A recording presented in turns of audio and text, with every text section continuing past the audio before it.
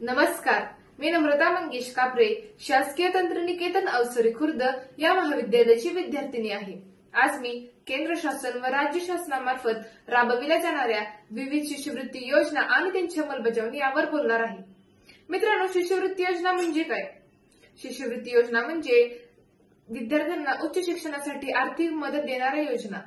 भारतात केंद्र शासन व राज्य शासनामार्फत विविध शिष्यवृत्ती योजना राबविल्या जातात, ज्यामध्ये खुला प्रवर्ग, अनुसूचित जाती, अनुसूचित जमाती, महिला, सैनिक कुटुंब व गुणवंत विद्यार्थ्यांचा समावेश आहे।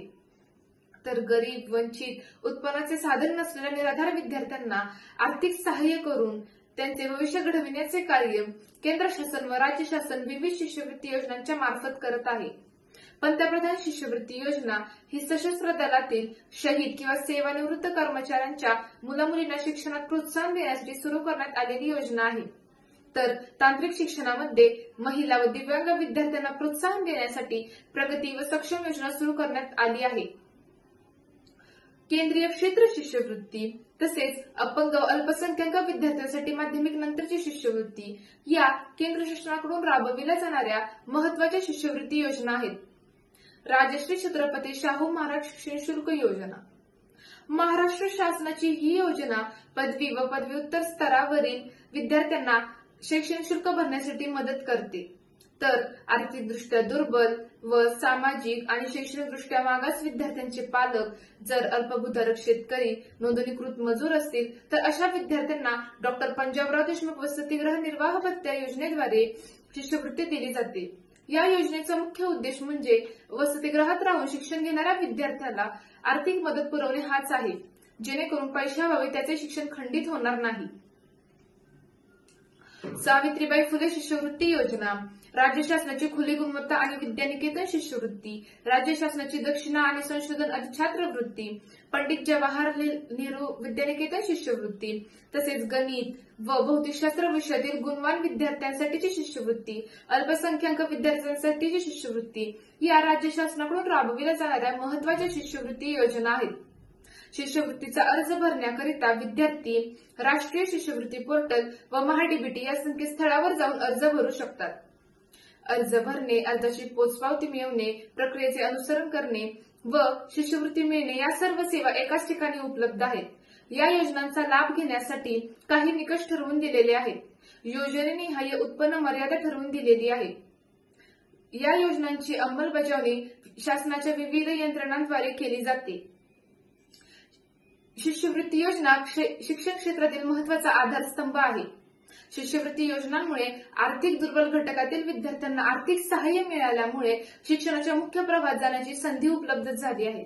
तर गरीब, वंचित विद्यार्थ्यांना आर्थिक सहाय्य मिळाल्यामुळे त्यांच्या मनात शिक्षणाविषयी गोड निर्माण झाली आहे। विद्यार्थी उपस्थितीत वाढ होऊन शाळेतील गळती दर कमी होत आहे। परिणामी बालकामगारांचे प्रमाण कमी होऊन माझे शिक्षण हे माझ्या हक्काचे आहे ही भावना प्रत्येक विद्यार्थ्याच्या मनात रुजू लागली आहे। एकीकडे शिष्यवृत्ती योजनेचे अनेक फायदे आपल्याला दिसून येतात, परंतु नाण्याची दुसरी बाजू जर आपण पाहिली तर अर्ज प्रक्रिया गुंतागुंतीची असणे, माहितीचा अभाव, वेळेवर निधी न येणे, उत्पन्नाचा दाखला मिळवण्यातील अडचणी अशा अनेक समस्या आपल्याला जाणवतात। याचप्रमाणे योजनेचा लाभ घेण्यासाठी जे निकष ठरवलेले असतात त्यामध्ये देखील थोडी तफावत जाणवते, कारण खुल्या प्रवर्गातील केंद्रीभूत प्रवेश प्रक्रियेद्वारे जे विद्यार्थी प्रवेश घेतात अशा विद्यार्थ्यांनाच शिष्यवृत्ती दिली जाते। खुल्या प्रवर्गातील व्यवस्थापन कोट्यातून प्रवेश घेणाऱ्या विद्यार्थ्यांना मात्र शिष्यवृत्ती दिली जात नाही। परंतु अनुसूचित जातीचे जे अल्पसंख्याक विद्यार्थी आहेत त्यांना मात्र शिष्यवृत्ती दिली जाते। यामध्ये काही प्रमाणात संधीची असमानता जाणवते। खुल्या प्रवर्गातील व्यवस्थापन कोट्यातून प्रवेश घेणाऱ्या विद्यार्थ्यांना जर शिष्यवृत्तीचा लाभ दिला तर उच्च व तंत्र शिक्षण विभागातील विद्यार्थ्यांची टक्केवारी नक्कीच वाढ होऊ शकते। यामुळे शिष्यवृत्तीचे निकष गुणवत्ता व गरज यांच्या आधारावर ठरवले गेले पाहिजेत। राष्ट्रीय शैक्षणिक धोरण 2020 नुसार 2035 पर्यंत उच्च शिक्षणातील सकल नामांकन अनुपात हा 50% पर्यंत नेण्याचा सरकारचा मानस आहे, परंतु सध्याचे प्रमाण आज मितीस 28.4% इतकेच आहे।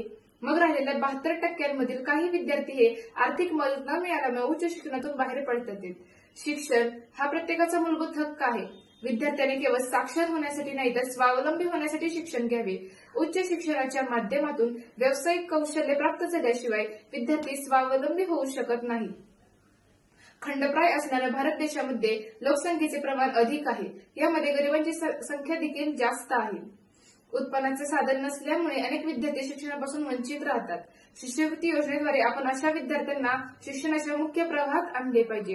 यासाठी आपण शिष्यवृत्ती योजनांमध्ये विद्यार्थ्यांना सामील करून घेतले पाहिजे. अशा शिष्यवृत्ती योजनांचा लाभ घेण्यासाठी जे समस्या निर्माण होतात यावर आपण उपाययोजना करायला हव्यात. म्हणजेच जटिल कागदपत्रांची गरज कमी करावी. तसेच योजनांचा प्रभाव जाणून घेण्यासाठी नियमित सर्वेक्षण आणि प्रतिक्रिया यंत्रणा राबवावी. तसेच शिष्यवृत्ती योजनांच्या जाहिराती मुद्रित माध्यमे, प्रसार माध्यमे व सामाजिक माध्यमे यांच्याद्वारे प्रभावीपणे केली जावी. मित्रांनो, शिष्यवृत्ती आपल्यावरील बोजा नसून शिष्यवृत्ती देशाच्या मनुष्यबळ विकासाची संधी आहे. ही भूमिका अंमलबजावणी करणाऱ्या शासकीय व्यवस्थापन समितीची असायला हवी. मित्रांनो, मातीतील छोट्या कळीपासून ते उद्यानातील गुलाबापर्यंत प्रत्येकालाच उमलायचं असतं. शिष्यवृत्ती योजना म्हणजेच या कळ्यांना उमलण्यासाठी दिलेला मृदू स्पर्श आणि प्रकाश किरण आहे. जर शिक्षण प्रत्येकाच्या घरी पोहोचलं तर भारत देश हा ज्ञान, विज्ञान आणि संस्कृतीच्या बळावर महासत्ता बनू शकतो. धन्यवाद.